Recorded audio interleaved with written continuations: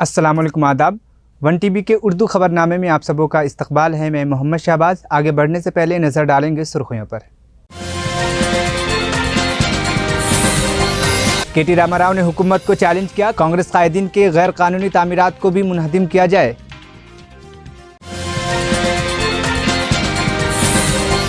मरकजी वजीर बंडी संजय ने कांग्रेस पर बीआरएस लीडर को जमानत दिलाने की कोशिशों का लगाया इल्ज़ाम। हुसैन सागर झील की सतह आब में इजाफा, आवाम को चौकस रहने की हिदायत। मलेशिया के वजीर आजम अनवर इब्राहिम का हिंदुस्तानी सदर मुर्मू से मुलाकात। WHO का बयान, एमपॉक्स कोरोना की तरह लॉकडाउन की सूरत हाल पैदा नहीं करेगा। रणदीप सुरजेवाला ने दावा किया, हरियाणा में बीजेपी की नाक़िस हुक्मरानी का खात्मा 1 अक्टूबर को होगा। अब खबरें तफसील से। तेलंगाना असेंबली के साबिक स्पीकर और MLA पोचाराम श्रीनिवास रेड्डी, जिन्होंने 2 माह कबल भारतीय राष्ट्रीय समिति BRS से कांग्रेस पार्टी में शामिल हुए थे, को रियासती हुकूमत का मुशीर मुकर्रर किया गया। चीफ सेक्रेटरी शांति कुमारी के जरिए जारी करदा सरकारी हुक्मनामे के मुताबिक श्रीनिवास रेड्डी को रियासती वजीर के दर्जा और हैसियत में मुशीर ज़राअत के तौर पर काम करने की जिम्मेदारी सौंपी गई है। इसी दौरान हुकूमत ने अमित रेड्डी को 2 साल के लिए Telangana dairy development cooperative federation limited का चेयरमैन मुकर्रर कर दिया है। एक प्रेस कॉन्फ्रेंस के दौरान BRS के वर्किंग सदर के.टी. रामाराव ने हुकूमत को चैलेंज किया है कि वो गैर कानूनी तामीरात को मुनहदिम करें, खासतौर पर तेलंगाना कायदीन के तामीरात को, जिनका इल्ज़ाम है कि वो आबी ज़खायर के FTL पर वाक़ है। जनवाडा में अपने मुबैना फार्म हाउस पर उठाए गए सवालात के जवाब में रामाराव ने वाज़ेह किया है कि उनके नाम पर कोई फार्म हाउस नहीं है और जनवाडा में फार्म हाउस उनके दोस्त का है जो उन्होंने लीज़ पर लिया है। रामाराव ने कहा कि अगर फार्म हाउस FTL में वाक़ है तो मैं इस बात को यकीनी बनाऊंगा कि उसे मुनहदिम कर दिया जाए। ताम हुकूमत को कांग्रेस कायदीन की ऐसी ही तामीरात के खिलाफ भी कार्रवाई करनी चाहिए। ఏకాగ్రత దెబ్బ తీయలేరు। తప్పకుండా ఈ రుణమాఫీ జరిగేదాకా BRS పార్టీ రేపటిది మొదటి స్టెప్ మాత్రమే। నేను ఈ డేటా మొత్తం కూడా మీకు ఇస్తాను, ఈ కొడంగల్ డేటా ఇస్తాను, పరిశీలించుకోండి। కొండారెడ్డిపల్లి డేటా అడిగాం, ముఖ్యమంత్రి సొంత ఊరు, అక్కడ కూడా 30-40% కూడా కాలే। మా బాలరాజు గారు చెప్తా ఉన్నారు, కానీ బెదిరిస్తున్నారు, బ్యాంక్ మేనేజర్లను బెదిరించుడు।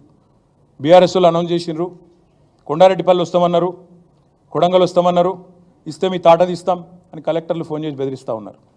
ఇదేనా రాజకీయం? అవసరమైతే మా బాలరాజు గారు నేను రిక్వెస్ట్ చేస్తూ ఉన్నా, రైట్ టు ఇన్ఫర్మేషన్ చట్టం ఉంది, సమాచార హక్కు చట్టం ఉంది, సమాచారం ఇవ్వడం అనేది తప్పకుండా తీసుకోవడం అనేది మన హక్కు। బాలరాజు గారిని కోరుతా ఉన్నా, మీరు వ్యక్తిగతంగా మీరే అప్లై చేయండి RTI కింద, ఎట్లా సమాచారం ఇవ్వరో మేము కూడా చూస్తాం। అవసరమైతే చీఫ్ సెక్రటరీని కూడా కలుస్తాం। కొండారెడ్డిపల్లిలో ఏమైంది, కొడంగల్లో ఏమైంది, రాష్ట్రంలోని రైతులకు ఎంత అన్యాయం జరిగింది, ఇవన్నీ కూడా ఎక్స్పోజ్ చేస్తాం, బయట పెడతామని చెప్పి కూడా మళ్ళొకసారి తెలియజేస్తూ రాష్ట్ర రైతన్నలకు నేను విజ్ఞప్తి చేస్తూ ఉన్నా, మీరు దయచేసి స్థైర్యం కోల్పోకండి। ఈ మోసగాళ్ళు ఏదైతే మిమ్మల్ని వంచిస్తూ ఉన్నారో మీరు స్థైర్యం కోల్పోకుండా మీ తరపున పోరాటం చేయడానికి BRS ఉన్నదనే మాట కూడా విజ్ఞప్తి చేస్తూ మీ అందరికీ ధన్యవాదాలు। మీకు రైతులంటే పట్లేదా? ఇంతసేపు రైతుల సబ్జెక్ట్ చెప్తే మీరేమో హైడ్రామా। నేను ఒకటే చెప్తా ఉన్నా, నాకంటూ పాపం కొంతమంది మీడియా మిత్రులకు కూడా తెలియదు, మీరు కొండలరెడ్డి మాయలో, రేవంత్ రెడ్డి మాయలో ఉన్నారు కొంతమంది, మీకు నేను చెప్తా ఉన్నా, వాళ్ళు ఎవరో మీరే అనుకోండి, నేను చెప్పాల్సిన అవసరం లేదు। ఈ మాయలో ఉన్న వాళ్ళు ఎవరైతే ఉన్నారో, నాకంటూ ఏ ఫామ్ హౌజు లేదు, స్పష్టంగా చెప్తా ఉన్నా। నా మిత్రుడు ఒక ఆయనకి ఫామ్ హౌస్ ఉంటే నేను లీజ్ మీద తీసుకున్న మాట వాస్తవం, ఒక 7-8 ఏళ్ళ నుంచి లీజ్ మీద ఉన్నమాట వాస్తవం। ఒకవేళ అది FTLలోనో బఫర్లోనో ఉంటే నా మిత్రుడికి నేను చెప్తా, దగ్గర ఉండి అవసరమైతే నేను కూడా పోయి, ఎందుకంటే నేను లీజ్ మీద ఉన్నా కాబట్టి అక్కడే ఉండి నేను దగ్గరుండి కూలగొట్టించి వస్తా। ఒకవేళ అందులో ఏమైనా తప్పు ఉంటే FTLలో బఫర్లో ఉంటే నేనే దగ్గరుండి కూలగొట్టించి వస్తా। కానీ నేను కాంగ్రెస్ ప్రభుత్వాన్ని ఒక మాట అడుగుతా ఉన్నా, సరే ఇలా ఏమైనా తప్పు ఉంటే కూలగొట్టరు, నో ప్రాబ్లం, కూలగొట్టండి, దానిలో నష్టమేం లేదు, వెల్కమ్, మంచి జరుగుతున్నప్పుడు అందరం ఆహ్వానించాల్సింది। కానీ నేరుగా అక్కడి నుంచి బయలుదేరి నాతో పాటు రండి, మంత్రులు, పెద్ద పెద్ద కాంగ్రెస్ లీడర్లు, FTLలలో బఫర్లలో కట్టిన రాజభవనాలు నేను కూడా తీసుకొని మీ అందరం కలిసిపోదాం, నాతో పాటు మీరు కూడా రండి మీడియా, నేను దగ్గర ఉండి తీసుకొని పోతా। నిన్న మొన్నటి నుంచి నేను కూడా చూస్తూ ఉన్నా సోషల్ మీడియాలో ఎట్లా బ్రహ్మాండంగా జూములు పెట్టి మరీ తీసినారు, గూగుల్ ఎర్త్తో అది గూగుల్ మ్యాప్స్ ఏందో కానీ చాలా చక్కగా పెద్ద పెద్ద కాంగ్రెస్ నాయకులు పేర్లు చెప్పమంటారా? రెవెన్యూ మంత్రి గారు పొంగులేటి శ్రీనివాసరెడ్డి గారు, తర్వాత కేవీపీ రామచంద్రరావు గారు, ఆ తర్వాత పట్నం మహేందర్ రెడ్డి గారు ఎఫ్టీఎల్లో, తర్వాత ఇంకెవరున్నారబ్బా, సుఖేందర్ రెడ్డి గారు కౌన్సిల్ చైర్మన్ గారు, తర్వాత మన ఉన్నారు మధు యాష్కి గారు, ఇంకా చాలామంది ఉన్నారు. ఇంకొకటి కూడా ఉంది, రేవంత్ రెడ్డి గారిది కూడా ఏడుందో నేను చూపెడతాను మీకు. మీరు వస్తా అంటే రేవంత్ రెడ్డి వ్యవహారం కూడా చూపెడతా. ఎక్కడుందో మీకు శాటిలైట్ మ్యాప్లు పంపుతా, చూసుకోండి. నేను ఏమంటున్నా అంటే ఐ వెల్కమ్. ఎక్కడ నా పేరు మీద ఏదో మీడియాలో ఏదో వేసేసి ఏదో జరిగిపోయింది ఏమో అయిపోతుంది ఆడేమైనా తప్పుంటే కొట్టండి, నేను ఎందుకు వద్దంట. వెల్కమ్. నా పేరు మీద ఏ ప్రాపర్టీ లేదు, లీజ్ మీద నేను ఉన్నాను. మా ఫ్రెండ్ నన్ను తిట్టుకుంటాడు కావచ్చు ఈ మాట చెప్పినందుకు, ఇంతెందుకు మాట్లాడినారో నాయన నువ్వు అని, జీవితాంతం తిడతాడు కావచ్చు, పర్వాలేదు. నేను తప్పు జరిగితే దాన్ని కూల్చడంలో నేను దగ్గరుండి సహకరిస్తా. ఆడికెళ్ళి అట్లే కలిసిపోదాం. అదే హైడ్రానో అమీబానో ఇది ఉంది కదా, దాన్ని తీసుకొని ఆడికెళ్ళి పోదాం. పోయి సీదా మనం పొంగులేటి శ్రీనివాసరెడ్డి గారితో మొదలు పెడదాం. ఎందుకంటే మంత్రి గారు కదా, వాళ్ళ తమ్ముడు కూడా అక్కడే ఉన్నాడు ఎఫ్టీఎల్లో. కూలగొడదాం. చలో ఒకటే రోజు మనందరం ప్రజలకు పారదర్శకంగా ముందుండి నిలబడదాం. మీరు మేము, నాకు ఎలాంటి ఇబ్బంది లేదు, ఎలాంటి అభ్యంతరం లేదు. If they want to take some action let them take. ప్రభుత్వంలో నేను లేను రాజు. సో మీరు పని చేయండి, అడగాల్సిన ప్రశ్న మీరు వేరే దిక్కు పెట్టాల్సింది నా మీద పెడుతున్నారు, మీరు అటు పెట్టండి. వాళ్ళు ఎవరి మీద యాక్షన్ తీసుకుంటారంటే నాకు అభ్యంతరం లేదు బ్రదర్. అధికారుల మీద తీసుకోమను, ఎవరెవరి మీద తీసుకోమను, నాకేం అభ్యంతరం లేదు. నేను అనేదల్లా ఒకటే, తప్పు నేను చేస్తే కూడా చర్య తీసుకోండి, తప్పు కాంగ్రెస్ వాళ్ళు చేస్తే కూడా అక్కడికి వెళ్ళి సీదా కాంగ్రెస్ వాళ్ళ కాడికి పోదాం. ఆడ మొత్తం ఆ చెరువు చుట్టూ ఎఫ్టీఎల్ బఫర్లు ఏమేమవుతున్నాయో మొత్తం కొలగొడదాం. వెల్కమ్. ఓకే.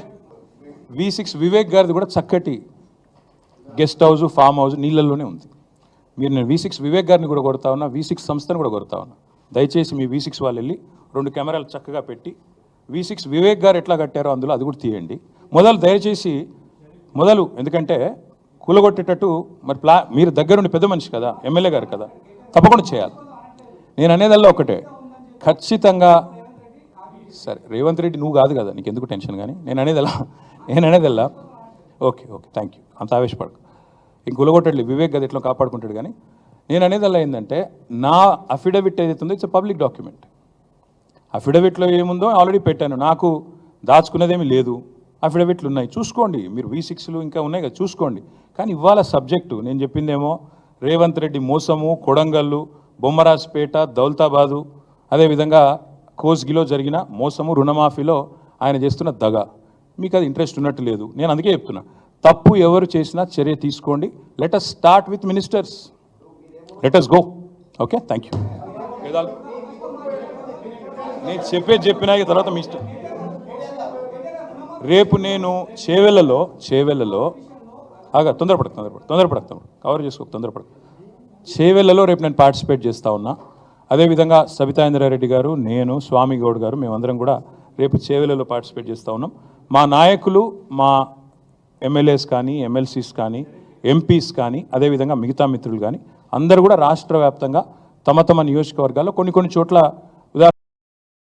मरकजी वजीर ममलिकत बराए उमूर दाखिला बंडी संजय कुमार ने इल्ज़ाम लगाया है कि कांग्रेस पार्टी BRS के कविता की जमानत दिलाने की कोशिश कर रही है, जो इस वक्त शराब के मामले में जेल में बंद है।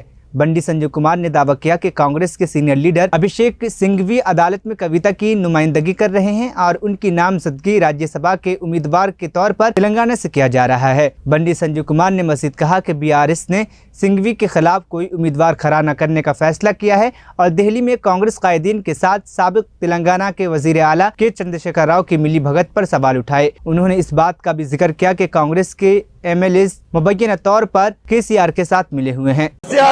राज्यसभा सभ्युలు కేసీఆర్ చెప్తేనే మంత్రి పదవులు వస్తున్న విషయం వాస్తవము, ఇది కూడా బహిర్గతమైంది.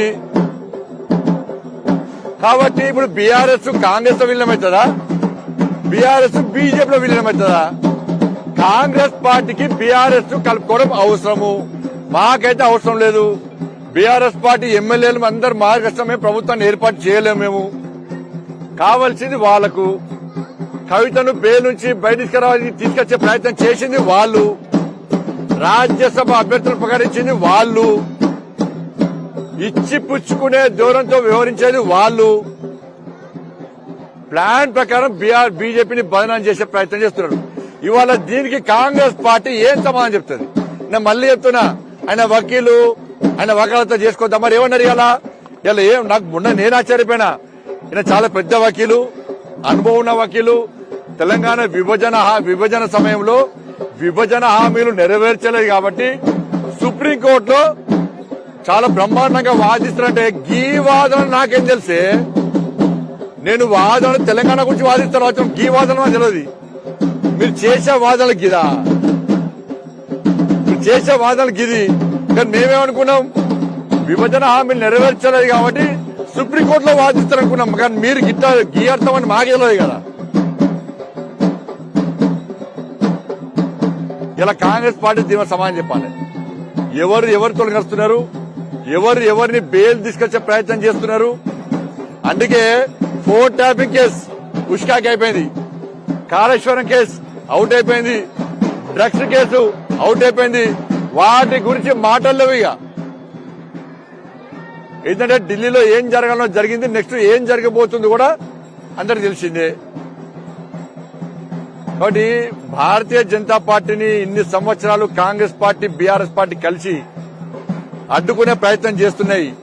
మళ్ళా ఇప్పుడు కూడా బీఆర్ఎస్ అవుట్ అయిపోయింది. కాంగ్రెస్ పార్టీని ఎదుర్కొనే దమ్మున్న పార్టీ భారతీయ జనతా పార్టీ. ప్రజల లోపల బీజేపీ విషయంలో చర్చ జరుగుతుంది కాబట్టి బీజేపీని మళ్ళా అడ్డుకోవడానికి రెండు పార్టీలు కలిసి డ్రామాలు ఆడుతున్నాయి, దొంగ నాటకాలు ఆడుతున్నారు అందరు కలిసి. మేము బీఆర్ఎస్ కలుస్తామనేది కల్లా. అరే కుటుంబ పార్టీ, అది అవినీతి పార్టీ. మేము కుటుంబ పాలనకు వ్యతిరేకం, కుటుంబ పాలనకు వ్యతిరేకం, అవినీతికి వ్యతిరేకం. కాంగ్రెస్ పార్టీ కుటుంబ పార్టీ, బీఆర్ఎస్ పార్టీ కుటుంబ పార్టీ. కాంగ్రెస్ అవినీతి పార్టీ, బీఆర్ఎస్ అవినీతి పార్టీ. రెండింటికి జోడి మంచి కుదురుతుంది. పెళ్లి సంబంధం పోయినప్పుడు అన్ని ఎట్లా ఉంటది, పిల్లాడు మంచి ఉంటారా, కలిసి ఉంటారా, ఈయన వ్యవహారం చేయలేంది, ఈయన అలాంటి అనేది చూస్తాం మనం పెళ్లి సంబంధం. ఇప్పుడు గదే జరిగింది. పెళ్లి చూపులు అయిపోయినాయి, మాట ముచ్చట అయిపోయింది, ఇక కళ్యాణమే మిగిలిపోయింది. ఇక తప్పకుండా జరుగుతుంది.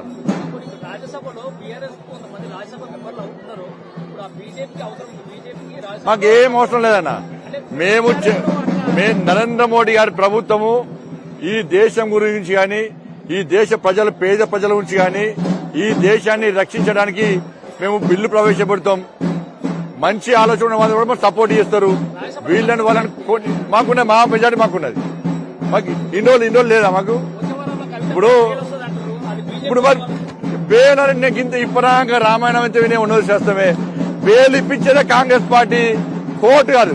నేను మళ్ళీ చెప్తున్నా, సుప్రీంకోర్టును కాంగ్రెస్ పార్టీ అగౌరవపరుస్తున్నది. సుప్రీంకోర్టు ఒక వ్యక్తి చెప్తే, ఒక పార్టీ చెప్తే బెయిల్ ఇవ్వదు. ఇది కోర్టు ధిక్కరణ అవుతుంది. కాంగ్రెస్ పార్టీ అట్లా మాట్లాడుతుంది, కోర్టు ధిక్కరణ అవుతుంది. కాబట్టి మీరు వాదోపవాదాలు చేసేది మీరు, హిందీ కోర్టులో ఆర్గ్యుమెంట్ చేసింది మీ వకీలు, మీ రాజ్యసభ అభ్యర్థి. కాబట్టి బెయిల్ ఇప్పించాలని ప్రయత్నం చేసింది ఎవరు?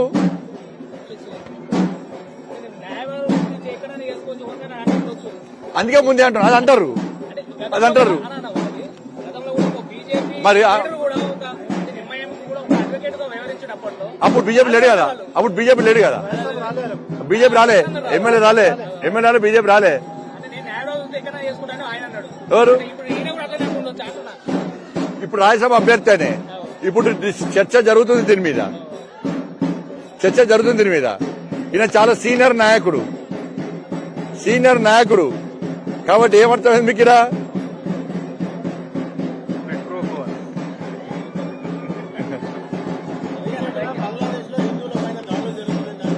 అప్పుడు నరేంద్ర మోడీ గారు అన్ని మాట్లాడారు. ఇది చాలా దుర్మార్గమైన సంఘటన. అందుకే ఈ దేశంలోని హిందూ సమాజం కూడా అప్పీల్ చేస్తా ఉన్నారు. రాబోయే పరిణామాలను మనం గుర్తుంచుకొని హిందూ సమాజం జాగృతం కావాల్సినటువంటిది. ఎవరైతే హిందూ సమాజం పట్ల, హిందూ ధర్మం పట్ల హీనం చూస్తున్నారో వాళ్ళ పట్ల అప్రమత్తంగా ఉండాల్సిన అవసరం ఉంది. హిందూ సమాజం సంఘటితం కావాల్సిన అవసరం ఉంది. బంగ్లాదేశ్ లో జరుగుతున్న పరిణామాలు చూడాల్సిన అవసరం ఉంది. వీళ్ళు మాట్లాడతలేరు, వాళ్ళు మాట్లాడుతున్న ముఖ్యం కాదు. మనం ఏం చేస్తున్నామో ఒక్కసారి హిందువులు ఆలోచించాలి. ఆ విషయంలో జాగ్రత్తగా ఉండాలని కోరుతా ఉన్నాం మేము. అందుకే అడ్వాన్స్ గా ముందే చెప్పిన వకీల్ అంటారు కావచ్చు.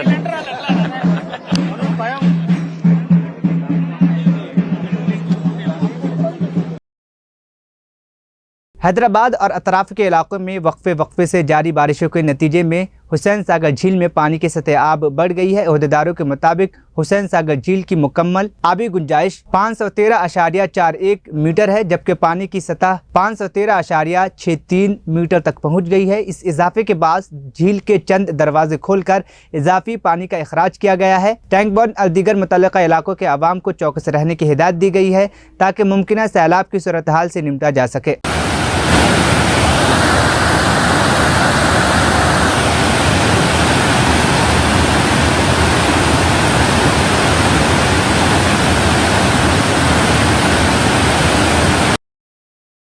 हिंदुस्तान के दौरे पर आए मलेशिया के वजीर आजम अनवर इब्राहिम ने राष्ट्रपति भवन में सदर जमहूरिया द्रौपदी मुर्मू से मुलाकात की। सदर मुर्मू ने मलेशिया के वजीर आजम का खैर मकदम करते हुए कहा कि जमहूरियत कसीरुल सकाफती तकसीरियत और बाहमी एहतराम की मुश्तरका इक़्तिदार हिंदुस्तान और मलेशिया के ताल्लुकात के लिए रहनुमा क़ुव्वत रही है।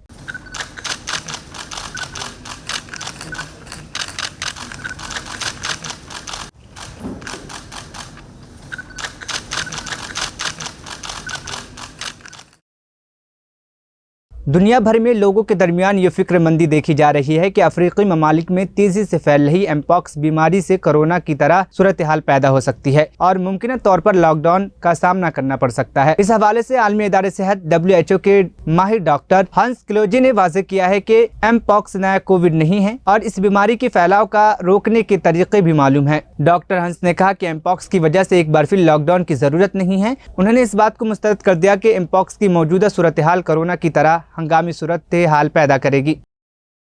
कांग्रेस के रुकने पार्लियामेंट रणदीप सिंह सुरजेवाला ने दावा किया है कि हरियाणा में 1 अक्टूबर को होने वाले असेंबली इंतखाबात के बाद बीजेपी की नाक़िस हुक्मरानी का खात्मा हो जाएगा। सुरजेवाला ने कहा, वोट की चोट की वजह से रियासती हुकूमत तब्दील हो जाएगी। उन्होंने मजीद कहा कि इस बार बीजेपी को असेंबली सीटों में सिंगल डिजिट सीट मिलेगी। हरियाणा के आम लोग, किसान, मजदूर, खवातीन और नौजवान परेशान हैं। अवाम ने तब्दीली के लिए अपना जहन बना लिया है। कांग्रेस के संदेश यात्रा बीजेपी की हुक्मरानी के लिए ताबूत की आखिरी कील साबित होगी। भारतीय जनता पार्टी के कुशासन का अंत हो चुका है।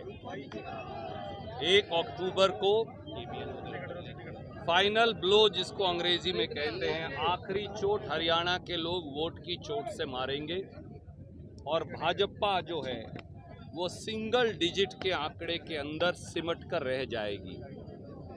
हरियाणा के लोग 10 साल के क्रूर शासन, किसान और खेत मजदूर, बेहिसाब जुल्म, महिलाएं, अनाप शनाप अनाचार, नौजवान, बिकती हुई नौकरियों के अत्याचार और व्यापारी और छोटा दुकानदार पूरी तरह से बेजार हो चुका है और इसलिए लोगों ने मन बना लिया है। ये जो कांग्रेस की संदेश यात्रा है जो शैलजा जी और सारे साथियों ने की है, मुझे ये विश्वास है कि ये यात्रा भारतीय जनता पार्टी की विदाई में ये आखिरी कील का काम करेगी। सर, भूपेंद्र सिंह जी बोलेंगे अब। सर मैम, हमारी बाइट हुई नहीं है तभी कह रहा हूं। मैम, भूपेंद्र सिंह हुड्डा कह रहे हैं आप दोनों अगर विधानसभा चुनाव लड़ते हैं तो उन्हें कोई ऐतराज नहीं है। पार्टी का एक फैसला होता है, हाईकमान फैसला करती है ये सब। चिरंजीवी राव कह रहे हैं कि मैं डिप्टी सब सीएम। कुछ हाईकमान का फैसला होता है। आज पोस्टर लगाए गए हैं करनाल में, आपने देखिए, आपके नॉलेज में आए होंगे, जिसमें नायब सैनी और मनोहर लाल का रोता हुआ चेहरा है और उस पर क्या कुछ कहना चाहेंगे? ऑलरेडी मैं बोल चुका हूँ। जी। देखिए, किसी नेता के बारे में, चाहे वो हमारा विरोधी भी हो, कुछ गलत या नकारात्मक बात कहना उचित नहीं। मैं केवल ये कहूँगा, हर वो साथी जो पोस्टर लगाना चाहता है, वैसे भी ये कांग्रेस के लोग नहीं हैं कोई, बीजेपी आप पर बीजेपी खुद के ऊपर ही क्या है, बीजेपी इस प्रकार के षड्यंत्र करती है, खुद वो कालिक फेंक कर और खुद वो रोते। मैं आपको केवल ये कहना चाहता हूँ, हमारा और उनका यही चरित्र और चेहरे में अंतर है। कांग्रेस ये चाहती है एक सकारात्मक एजेंडा पर कांग्रेस की सरकार बने, ना कि इस प्रकार की छुटपुट बातों पर। टिकटों का वितरण कैसा होगा सर? कैसे? कांग्रेस की कार्य समिति और कांग्रेस की चुनाव समिति करेगी, जैसा आदरणीय शैलजा जी ने कहा है। आप सबका मैं धन्यवाद करना चाहता हूं, शैलजा जी की ओर से, मेरी ओर से, कि बारिश के और गर्मी के इस मौसम में आपने ये सारा उत्तर प्रदेश में 69,000 असातिज़ा की भर्ती मामले में इलाहाबाद हाईकोर्ट ने नई फहरिस्त तैयार करने की हिदायत दी है। अदालत के इस फैसले के बाद असातिज़ा अपनी नौकरियों के मुस्तकबिल को लेकर परेशान हैं और वो नहीं जानते कि उनकी नौकरियां बरकरार रहेगी या ख़त्म हो जाएगी। रिपोर्ट के मुताबिक लखनऊ में बुनियादी तालीम के डायरेक्टरेट के बाहर टीचर उम्मीदवारों ने टॉर्च जलाकर मुजाहिरा किया। उम्मीदवारों ने हुकूमत से मुतालबा किया है कि उन्हें फौरी इंसाफ फराहम किया जाए, क्योंकि उन्हें खदशा है कि भर्ती का अमल दोबारा ताअत्तुल का शिकार हो सकता है।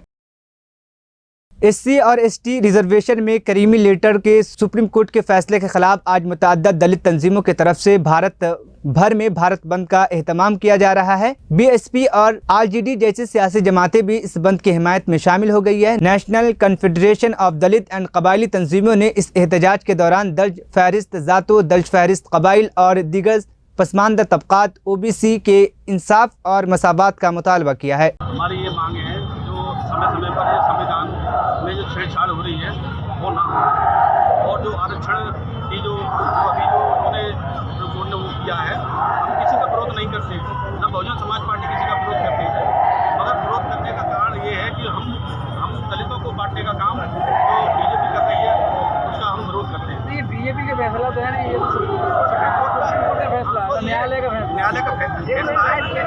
हमारी ये राय है, हमारा ये मानना है ने जो सुप्रीम कोर्ट के द्वारा जो आरक्षण के में वर्गीकरण और क्रीमी लेयर का जो निर्देश दिया है, इसका हम विरोध करते हैं, क्योंकि पहले से ही इस देश में जिन लोगों को हजारों वर्षों से जानवरों से भी बदतर जिंदगी जीने के लिए विवश किया गया, उन लोगों को अधिकार दिलाने के लिए इस देश के स्वतंत्रता सेनानियों प्रमुख रूप से बाबा साहब डॉक्टर अम्बेडकर ने संविधान में व्यवस्था दी।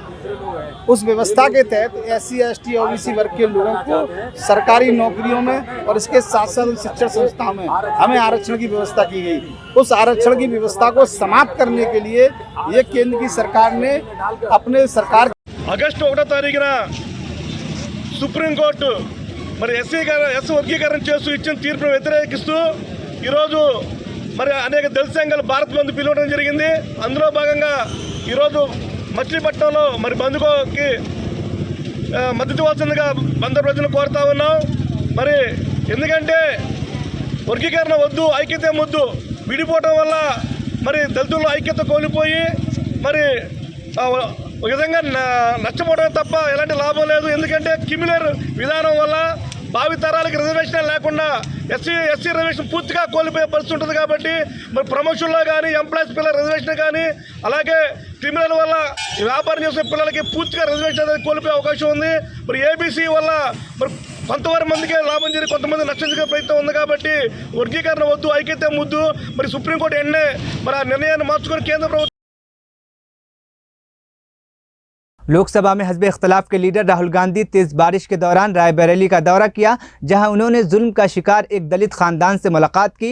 राहुल गांधी हाल ही में हलाक होने वाले दलित नौजवान अर्जुन पासी के घर पहुंचकर उनकी मां दुलारी और दीगर अहलखाने से तकरीबन निस्फ घंटे तक तफसीली बातचीत की। दुलारी ने कत्ल की पूरी दास्तां सुनाते हुए बताया कि उनका बेटा बार बार मुफ्त में बाल काटता था और जब पैसे मांगने गए तो उसे घर से जबरदस्ती बुलाकर गोली मारकर हलाक कर दिया गया।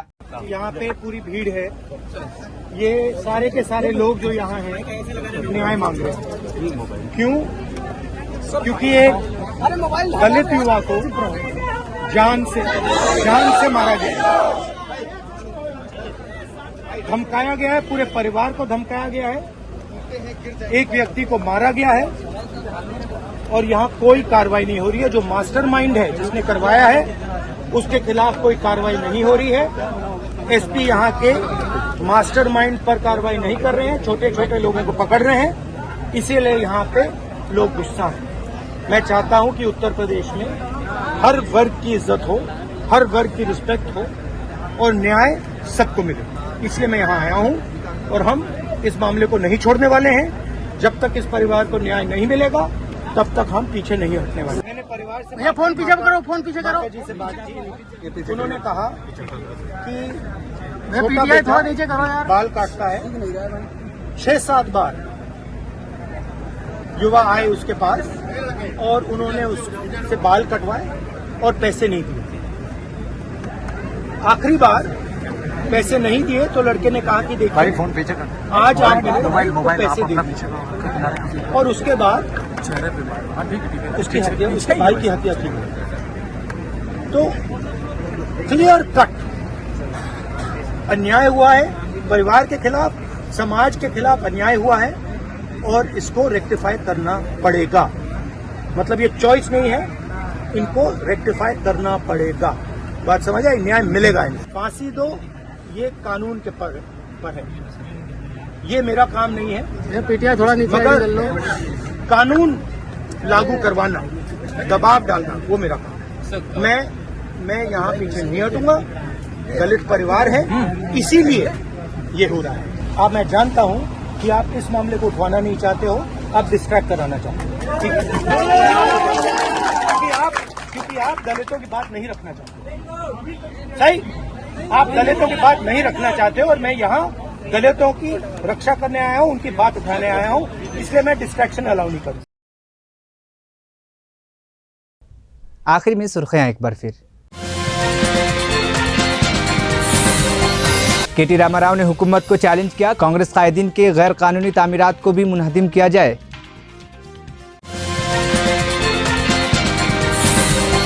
मरकजी वजीर बंडी संजय ने कांग्रेस पर बीआरएस लीडर को जमानत दिलाने की कोशिशों का लगाया इल्जाम।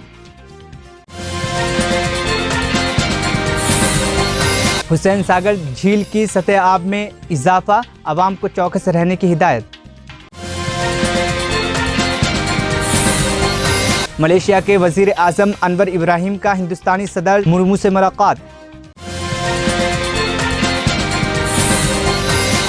WHO का बयान, एमपॉक्स कोरोना की तरह लॉकडाउन की सूरत हाल पैदा नहीं करेगा। रणदीप सुरजेवाला ने दावा किया, हरियाणा में बीजेपी की नाक़िस हुक्मरानी का खात्मा 1 अक्टूबर को होगा। 1TV उर्दू खबरनामा यहीं पर इख्तिताम पसीद हुआ। मुझे दीजिए इजाज़त, फिर होगी कल मुलाकात। अल्लाह हाफिज़।